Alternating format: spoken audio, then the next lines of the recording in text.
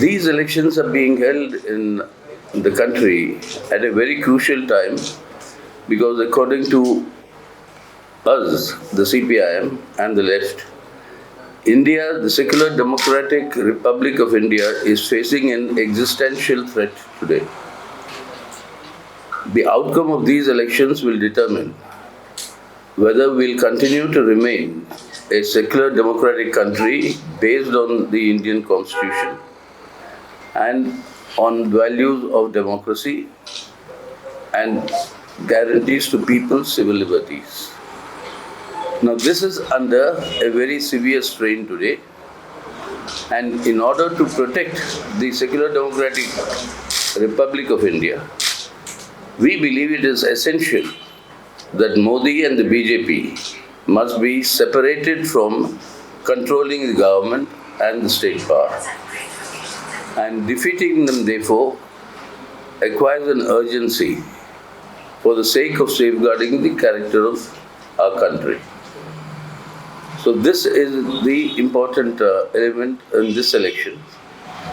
And that is why a singular focus of the CPIM and the left is to bring together all secular democratic forces who are willing today to come together to safeguard our constitutional republic and all the values connected with it. Because the last 10 years we have seen a systematic assault on the four foundational pillars of our constitution. That is secular democracy, economic sovereignty, federalism, and social justice. These four pillars are being systematically assaulted, and along with it, all independent institutions, like beginning from the Parliament itself, the judiciary, the Election Commission of India, they are all under severe strain, and the investigating agencies like ED and CBI have actually become the handmaidens or the political instruments of the Modi government.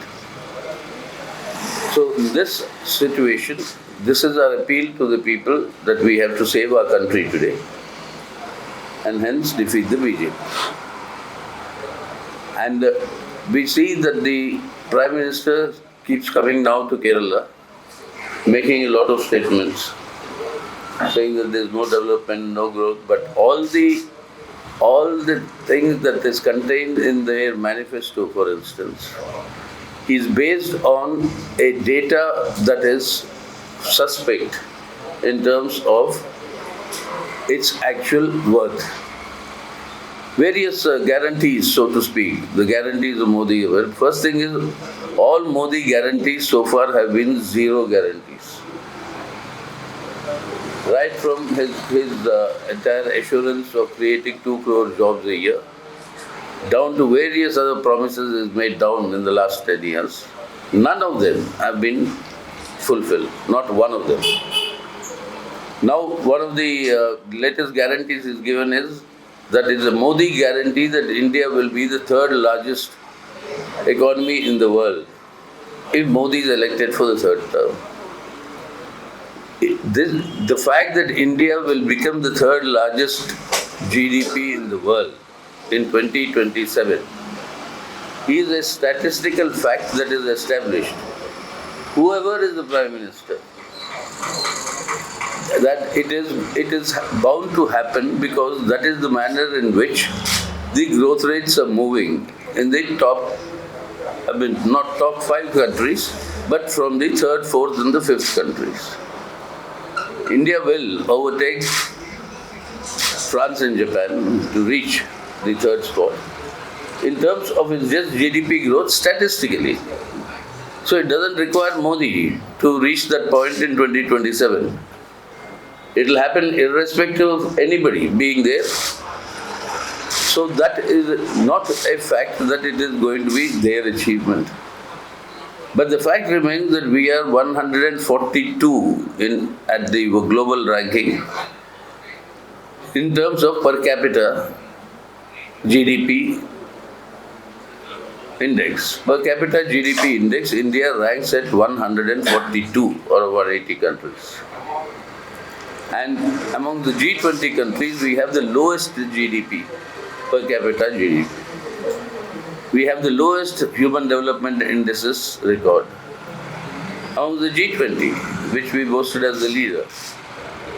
So the truth of the matter is entirely different. Now he made an atrocious comment in an interview day before yesterday, saying that electoral bonds actually gave us the transparency. Now we know who gave to whom.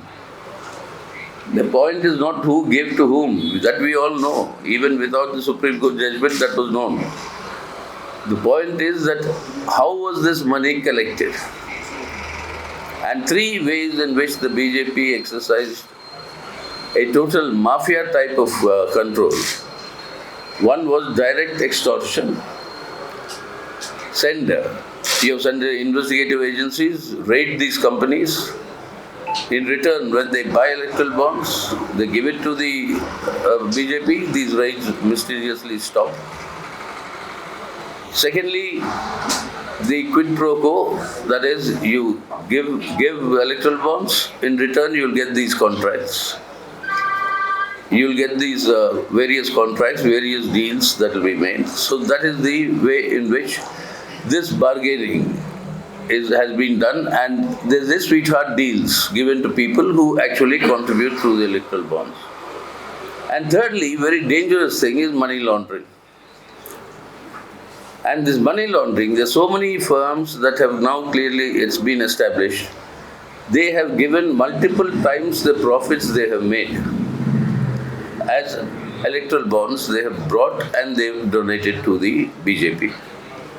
Where did this money come from? Even loss-making companies have bought electoral bonds. Where did they get this money from to buy these electoral bonds? And this is dangerous in the sense, is it foreign money? Is it money related to the international drug trade? In which case it has very serious consequences. But none of these aspects are being inquired into. Why is the ED not applying the PMLA to such cases of money laundering that are so obvious in the electoral bonds case? But ED has been busy targeting opposition leaders. Two of the CMs are in jail. The biggest and the worst form of institutionalized corruption in independent India is occurring under this Modi government. So this loot of India is taking place simultaneously from the destruction of the secular democratic character of our country. That's why the CPM has demanded that the Supreme Court, we shall move it also. The Supreme Court must, under its supervision, organize a thorough inquiry into all these three aspects: extortion, quid pro quo, as well as money laundering. These three aspects of the electoral bond scheme, this must be thoroughly probed and the culprits must be punished. So having said this, that's why we think today it is important that the left will have to be strengthened in the parliament in its terms of its presence. And that is because of two factors. One is for general probity in public life. The presence of the left to influence the alternate secular government. That is important, and that we have seen in the past experience. It is only then that many pro-people measures are legislated and the new laws will come. Like we had the rural employment guarantee, the right to information, the right to education, the right to food security, the right to the tribal forest lands. All these rights came during a time when the left was able to exercise that pressure on the secular democratic government then, that is the UPA-1 government. So likewise, in today's situation, this is essential. Secondly, what is essential is also because of this steadfast adherence to principles. The stronger the left, the greater the pressure for the alternate government to pursue pro-people policies and maintain probity. Because you won't find a candidate like the left defecting like many Congress leaders. Every day you have more than one Congress leader defecting from the Congress to the BJP.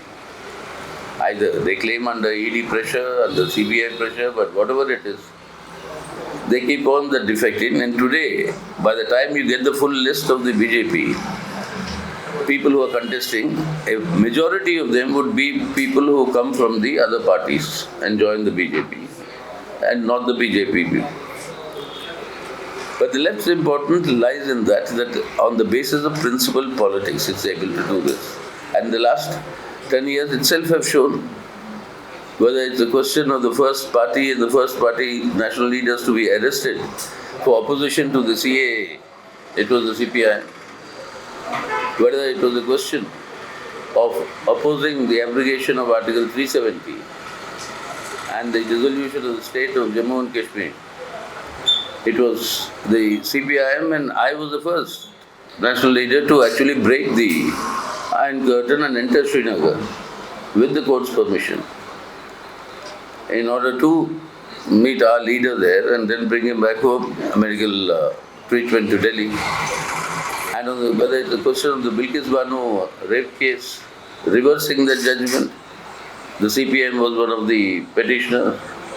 Whether the question of the electoral bonds, the only political party that the Supreme Court allowed to be a petitioner was the CPIM, because it is the only party that did not accept electoral bonds and opposed the scheme right from the beginning. So the left's role in all these aspects shows that you require that principal position that has to be taken in national politics today. And stronger the left, the better it is for the country and for the people. So that is our appeal to the people of Kerala also. In 2004, when it was known that there will be an alternate government, and if the alternate government comes, a Congress-led government, the CPM will support it. In spite of that, the people of Kerala gave the LDF 18 out of the 20 seats. Why? Because of the same point, the stronger the left, the greater will be the pressure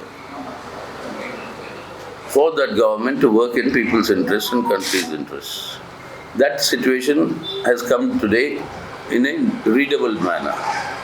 So that is why our appeal is that in today's situation, elect the left, and that is important for the sake of overall to safeguard the secular democratic Republic of India.